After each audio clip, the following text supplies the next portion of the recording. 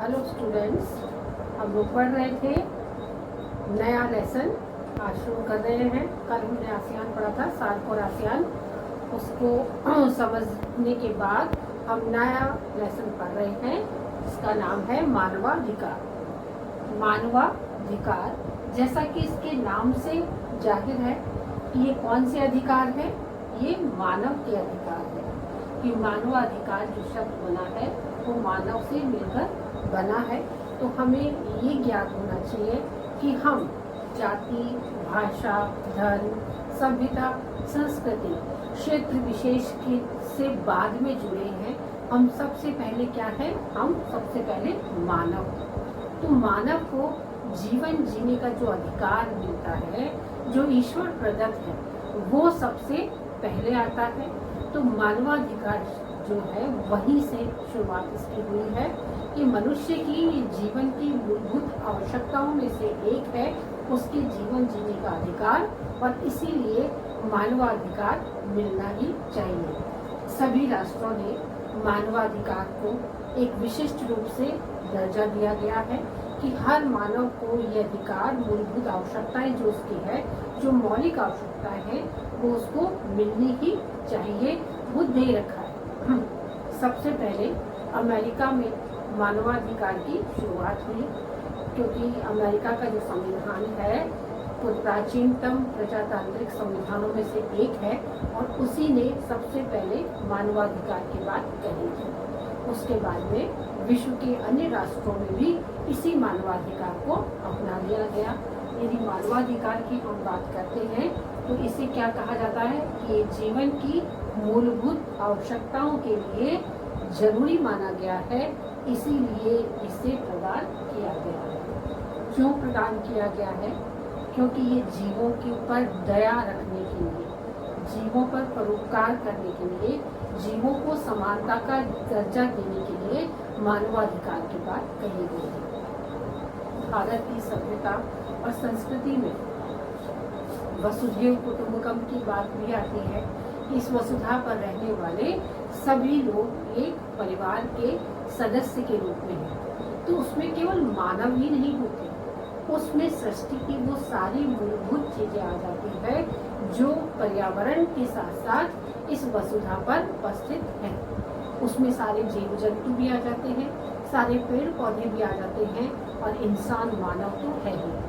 ये सब की श्रृंखला है, एक दूसरे के सहयोग पर आधारित है, और एक दूसरे से ही इनका जीवन आगे चलता है। तो जब ये सभी एक दूसरे पर आधारित है, एक दूसरे के पूरक है, एक दूसरे के बिना रह नहीं सकते, एक दूसरे के बिना जी नहीं सकते, तो फिर इन सब में समानता की बात क्यों ना? तो समानता की वजह से ही जीवों पर दया करनी चाहिए और जीवों पर परोपकार करना चाहिए। ये मानवाधिकार का मूलभूत आधारभूत सत्य रहा है। रही बात इंसानों की, तो जब मानव रहता है जिस भी क्षेत्र में, वो जाति, धर्म, भाषा, क्षेत्र, संपत्ति से बाद में जुड़ता है। सबसे पहले वो इंसान है, इसीलिए प्रत्येक मानव का दूसरे मानव के प्रति सम्मान का होना आवश्यक होता है। कि जब हम एक दूसरे का सम्मान करेंगे तो मानव की जो प्रकृति है वो ऑटोमेटिकली पॉजिटिव, सकारात्मक सोच के साथ आगे बढ़ेगी कि ईश्वर ने हम सबको एक ही समान दो आंखें दी है, दो कान दिए हैं, दो हाथ दिए, दो पैर दिए, लेकिन बुद्धि में थोड़ा सा कम और ज्यादा दिया है, लेकिन काफी कुछ समानता की बात ईश्वर ने हमारे संग की है। जब ईश्वर हमारे संग समानता की बात करता है तो हम किसी और के साथ अन्याय नहीं होने देंगे।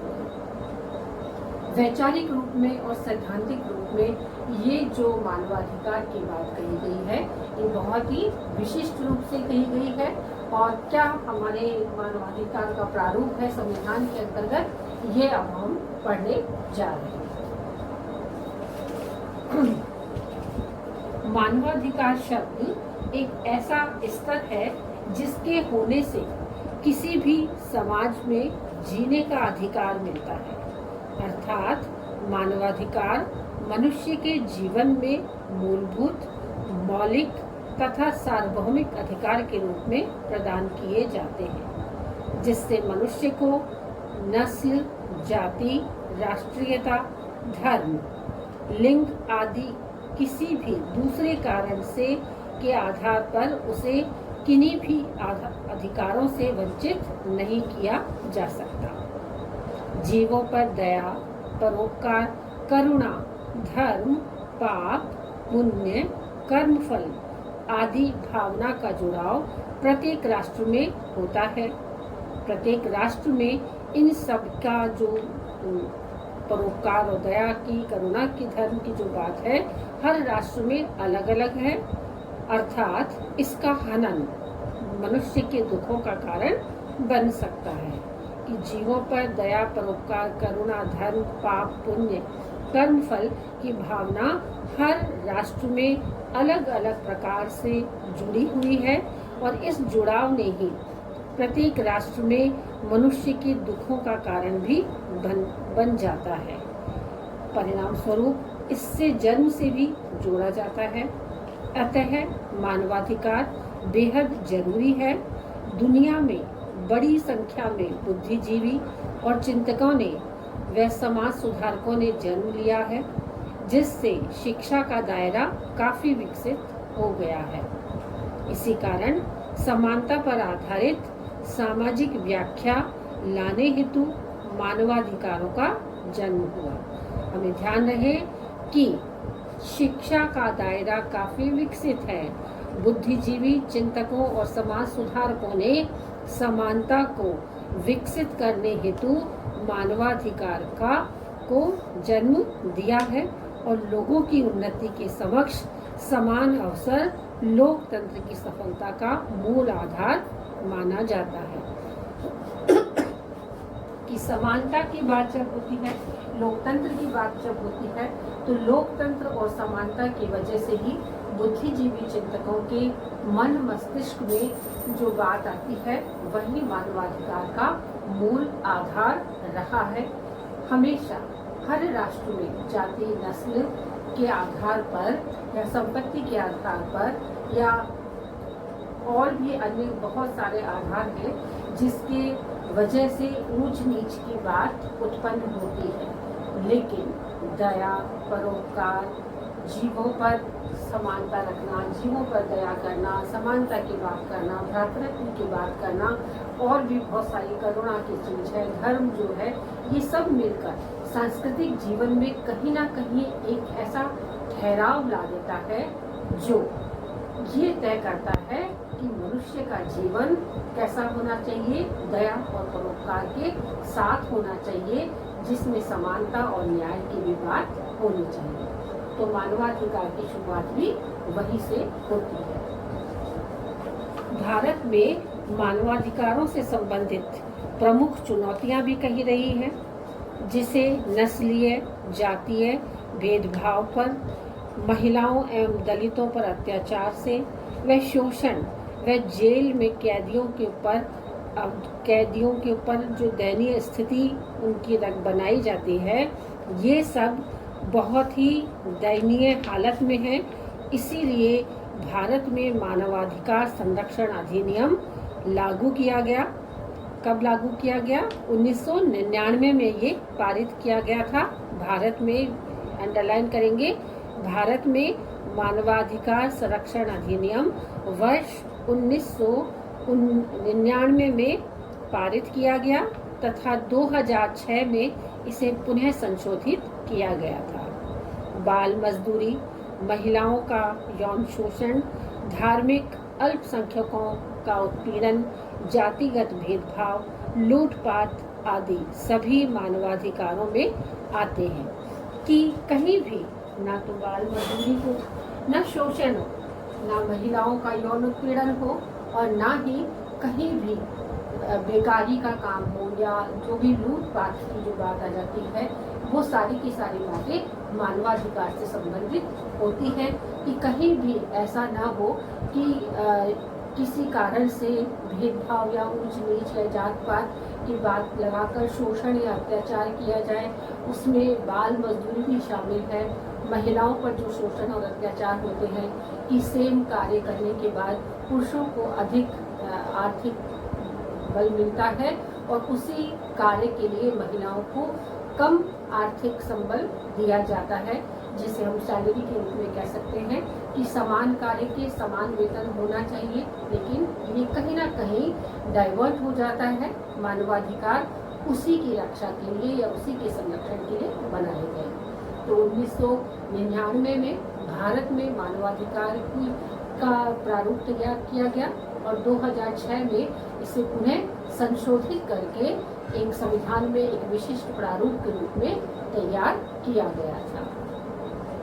दंगे, उपद्रव, आतंक, दहशत आधारित सामाजिक व्यवधान में हमारे मूलभूत अधिकारों का सर्वाधिक हनन होता है। कि हम देखते हैं कि कभी भाषा पे तो कभी क्षेत्र के आधार पर, कभी धर्म के आधार पर, कभी त्योहारों के आधार पर, कभी किसी नियमों को लेकर कहीं ना कहीं आतंक और उपद्रव और दहशत का माहौल तैयार हो जाता है और इसी माहौल से हमारे मूलभूत अधिकारों का सर्वाधिक हनन होता है। अतः सरकारी तंत्र अपने नागरिकों के इस उत्पीड़न को रोकने के लिए मानवाधिकार का संरक्षण नियम तैयार करता है।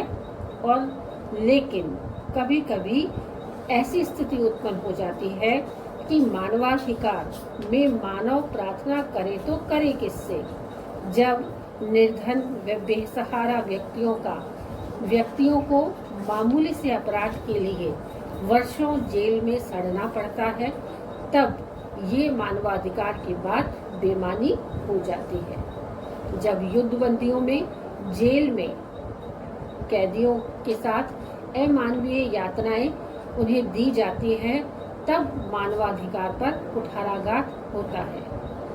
कानूनी दावपेच कस कर रहने वाले व्यक्ति हमारे न्यायतंत्र को उचित समय पर सही डिसीजन नहीं दे पाते और इसका कुफल या इसका दुष्परिणाम आम नागरिकों को भी भुगतना पड़ता है। तब हमारे मानवाधिकार की जो बात है वो पूर्ण रूप से निर्मूल साबित होती है कि बेसहारा और निर्दोष और निर्धन व्यक्ति छोटे से अपराध के कारण, छोटी छोटी सी बातों के कारण वर्षों जेल में सड़ते हैं और उन्हें कई प्रकार की यातनाओं का सामना करना पड़ता है। सिर्फ नए व्यक्ति विशेष को वरन उसके परिवार को भी उन यातनाओं का सहारा उनको सहना पड़ता है। अतः ऐसे समय में मानवाधिकार हमारे लिए एक प्रश्न चिन्ह बन जाता है। अगला हेडिंग है मानवाधिकार की व्याख्या। कि मानवाधिकार की व्याख्या की समस्या का एक अन्य पहलू है, क्योंकि यह मानवाधिकार प्रत्येक राष्ट्र में अलग अलग ढंग से कार्य करता है। कई देशों ने इसे धार्मिक अधिकारों के साथ जोड़ा है, तो कई देशों ने इसे अपने नैतिक नियमों के साथ जोड़ा है। कई राष्ट्रों में पुलिस तंत्र ने इसे अपने नियमों के हिसाब से जोड़ा है और कहीं कहीं जनाधिक्य वाले देशों में पुलिस तंत्र ही समाज में कुचले हुए वर्गों पर स्वयं अपना कहर बरसाता है। जहां उन बच्चों को अधिकारों से नवाजा जाना चाहिए, जहां अभिभावकों को मानवाधिकार दिए जाने चाहिए, वहां पर कहीं ना कहीं इतनी कमजोर मानवाधिकार की पकड़ होती है कि ये जो नियम बनाए गए हैं वो सब ताक में धर दिए जाते हैं। इसे हमारे देश का दुर्भाग्य ही कहा जाएगा कि इतने वर्षों की स्वतंत्रता प्राप्त करने के बाद भी आज भी मानवाधिकार के पक्षधर कई असंवेदनशील यातनाओं को झेल रहे हैं और जो गुंडे हैं, जो अपराधी हैं, जो बड़ी बड़ी शक्तियों के अधीन कार्य कर रहे हैं, वो उल्लंघन करते रहते हैं। ना तो वे सलाखों के पीछे कभी पहुंच पाते हैं और ना ही वो कभी किसी प्रकार का शोषण या अत्याचार सहन करते हैं। सहन करने वाले कौन होते हैं? सामान्य नागरिक होते हैं, सामान्य लोग होते हैं जिनकी कहीं कोई पहुंच नहीं होती, किसी बड़ी राजनीतिक शक्ति से वो जुड़े हुए नहीं होते हैं, किसी भी अन्य प्रकार के शक्तियों से वो जुड़े हुए नहीं होते, ना आर्थिक शक्ति होती है उनके पास, ना मानसिक शक्ति होती है और ना ही कोई राजनीतिक शक्ति। तब ऐसे समय में मानवाधिकार हमारे लिए निर्मूल साबित होते हैं। वर्तमान में युवा वर्ग और भ्रष्ट अफसर इस मानवाधिकारों का गलत फायदा उठा रहे हैं। अश्लीलता और गलत बातों को करीब से देखते हुए भी चुपचाप सहन कर जाते हैं। तब समाज में फैली हुई इस दुर्भाग्यपूर्ण अवस्था या दुर्व्यवस्था या अव्यवहारिकता का जिम्मेदार कौन होगा? जब स्वयं बड़े बड़े अफसर, बड़े बड़े पॉलिटिशियंस इन सब बातों को ताक में धरकर सामान्य जनता को परेशान करते हैं, तब मानवाधिकार पर प्रश्न चिन्ह लग जाता है कि किस प्रकार से मानवाधिकार को सही रूप में जारी किया जाए। तो मानवाधिकार कब कब मनाया जाता है और ये जो कानूनी रूप है, इसका जो सैद्धांतिक रूप है वो बहुत ही बेहतर तरीके से अपनाया गया है, लेकिन राजनीति में सैद्धांतिकता और व्यवहारिकता कहीं कहीं बहुत दूरी बनाए हुए है। व्यवहारिक राजनीति कुछ अलग ही कार्य करती है और सैद्धांतिक राजनीति केवल किताबों का शोपीस बनकर रह जाती है। तो मानवाधिकारों के लिए भी हम ये भी कह सकते हैं कि मानवाधिकार सैद्धांतिक रूप में इसका पक्ष बहुत ही बेहतर है, लेकिन व्यवहारिक राजनीति में मानवाधिकार पर कई प्रश्न चिन्ह उठ जाते हैं। खुद हमारी सरकार, खुद हमारे बड़े बड़े राजनीतिक लीडर और खुद बड़े बड़े प्रशासनिक अधिकारी मानवाधिकारों की स्वयं धज्जियां उड़ाते हैं।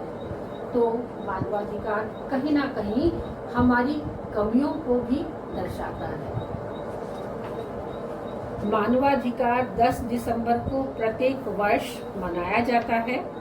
पूरी दुनिया में लोगों के शारीरिक, सामाजिक, सांस्कृतिक, आध्यात्मिक कल्याण में के सुधार के लिए इसे मनाया जाता है।